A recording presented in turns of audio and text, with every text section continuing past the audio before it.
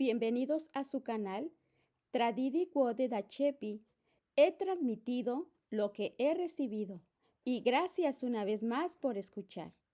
No olvide por favor darle like para que la plataforma lo siga recomendando a más personas.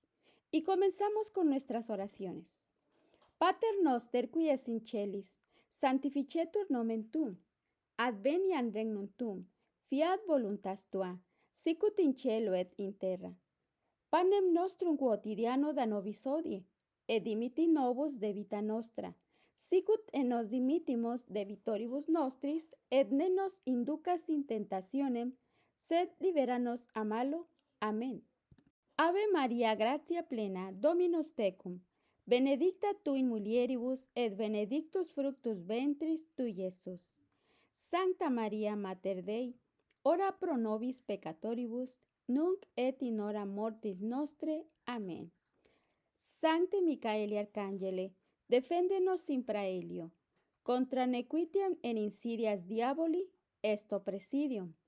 Imperet illi Deus, supplices deprecamur, tuque princes milicia celestis, Satanam aliosque spiritus malignos, qui ad perditionem animarum pervagantur in mundo.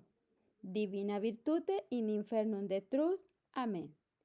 Cor Jesus sacratitium, miserere nobis. Cor Jesus sacratitium, miserere nobis. Cor Jesus sacratitium, miserere nobis. Estimado oyente, el día de ahora comenzamos con la tercera y última parte de la encíclica E Supremi Apostolatus del Papa San Pío X, en la cual primeramente nos habla de una caridad paciente. San Pío X pide luego a los obispos que procuren que los sacerdotes se ejerciten en la caridad.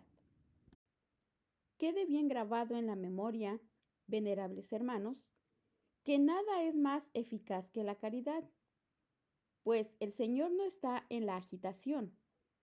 Es un error querer atraer a las almas a Dios con un celo amargo. Es más, increpar con actitud los errores, reprender con vehemencia los vicios, a veces es más dañoso que útil. Ciertamente, el apóstol exhortaba a Timoteo: arguye, exige, increpa, pero añadía: con toda paciencia. Y San Pío X continúa diciendo: también en esto Cristo nos dio ejemplo. Venid. Así leemos que Él dijo: venid a mí todos los que trabajáis y estáis cargados, y yo os aliviaré. En el Evangelio San Mateo capítulo 11, versículo 28. Entendía por los que trabajaban y estaban cargados, no a otros, sino a quienes están dominados por el pecado y el error. ¡Cuánta mansedumbre en aquel divino Maestro! ¡Qué suavidad! ¡Qué misericordia con los atormentados! El profeta Isaías describió exactamente su corazón con estas palabras: pondré mi espíritu sobre él. No gritará, no hablará fuerte, no romperá la caña cascada, ni apagará la mecha que todavía humea. Y es preciso que esta caridad, paciente y benigna, se extienda tanto a aquellos que no son hostiles como a los que nos siguen con animosidad. Somos maldecidos y bendecimos. Así hablaba San Pablo de sí mismo. Padecemos persecución y la soportamos, difamados y consolamos. Quizá parecen peores de lo que son, pues con el trato, los prejuicios, los consejos y ejemplos de los demás, y en fin, con el mal consejero del amor propio, se han pasado al campo de los impíos. Sin embargo, su voluntad quizás no es tan depravada como pueden aparentar. Ahora veamos lo siguiente. No hay que sacar conclusiones precipitadas. La dureza es mala consejera. Siempre saca conclusiones exageradas de cualquier cosa que se dice. siempre interpreta las palabras de los demás en su sentido más duro. Por ejemplo, hay personas que dicen, el Papa ha dicho tal cosa, por lo tanto es un hereje, y por lo tanto ya no es Papa. Ese es un razonamiento simplista. Basta sacar una frase de su contexto para concluir, es un hereje. Para ser hereje hay que ser pertinaz en el error y no basta con haber pronunciado una frase herética. Por ejemplo, sobre el tema de la Santísima Trinidad, tema que es muy difícil, todos nosotros podemos equivocarnos, expresándonos incorrectamente y decir algo que no sea muy ortodoxo. Si alguien nos lo señala, lo corregimos. Pero qué horrible sería si alguien nos acusase enseguida de herejía y excomunión. Algunos no dudan en sacar conclusiones increíbles. Ese ha dicho tal frase, así que es un liberal. Y si es un liberal, seguro que es un masón. Por lo tanto, está excomulgado.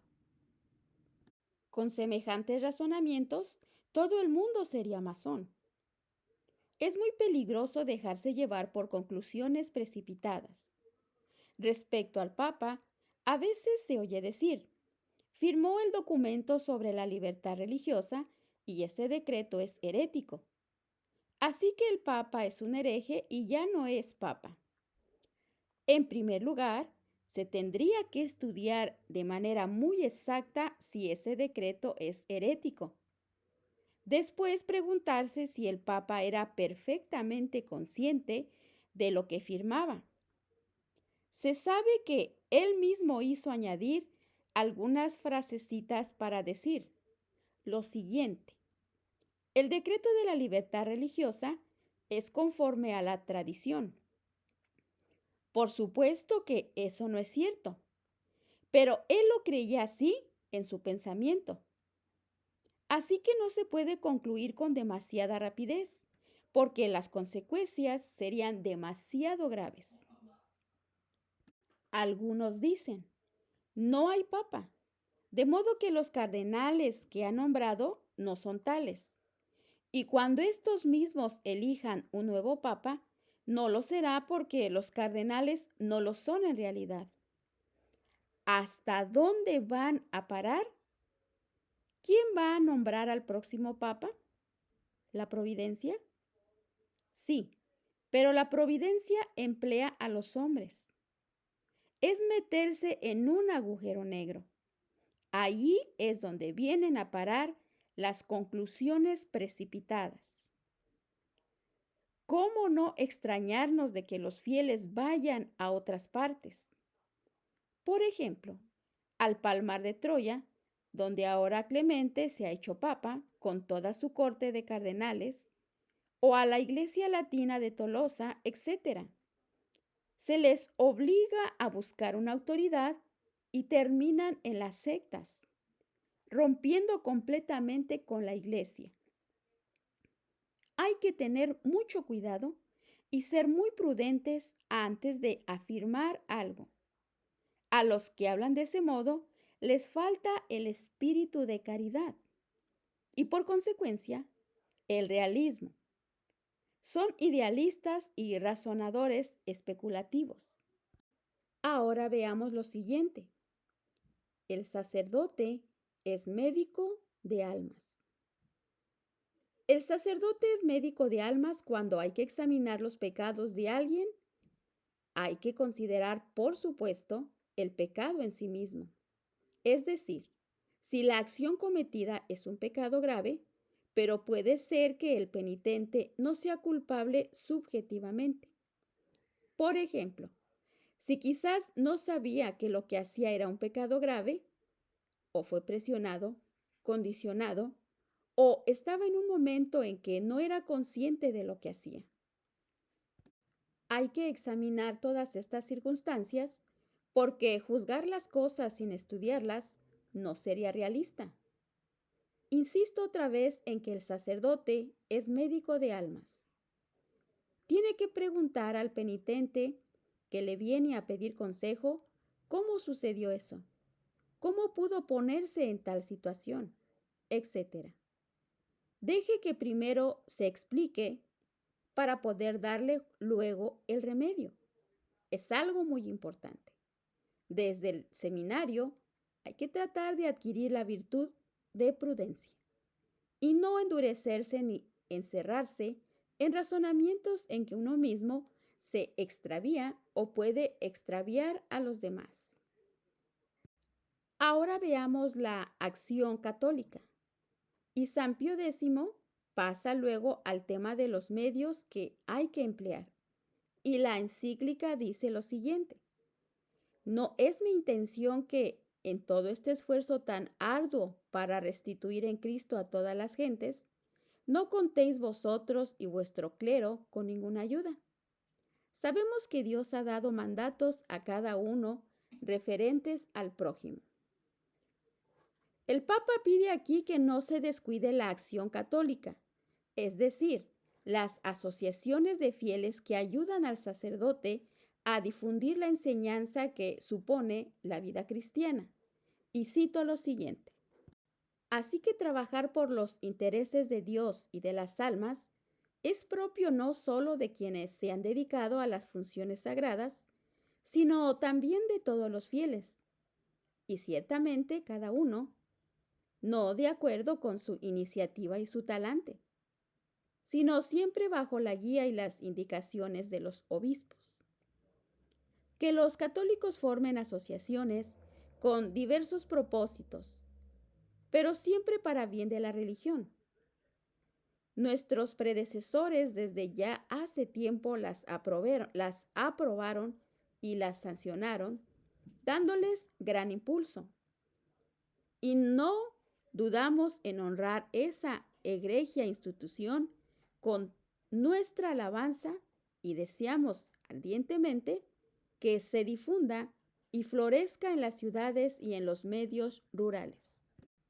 Para conocer bien las ideas de San Pío X sobre la acción católica, hay que referirse a la locución que pronunció el 25 de septiembre de 1904, donde pide que la acción católica esté presidida por 3 principios importantes: la piedad, estudio y acción.